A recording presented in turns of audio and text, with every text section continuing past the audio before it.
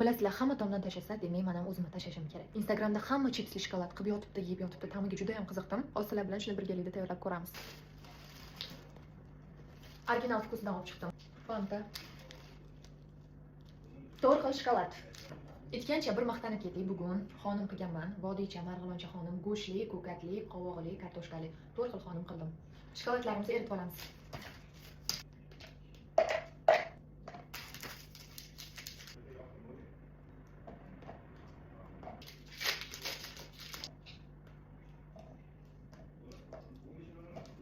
Hozir buni eritamiz.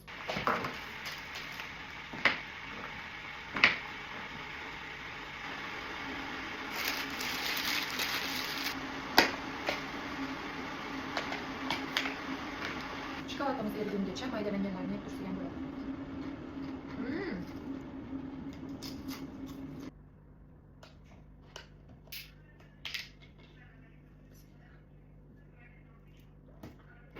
Qolgan shokoladimiz eridi.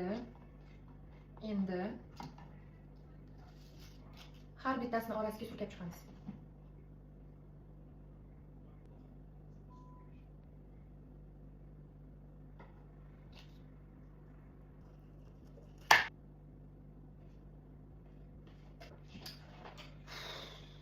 Doimgidek oq shokoladni eritishga qo'ygandim. Mana bunaqa bo'lib pishib qoldi. Mayda ichiga sovuramiz.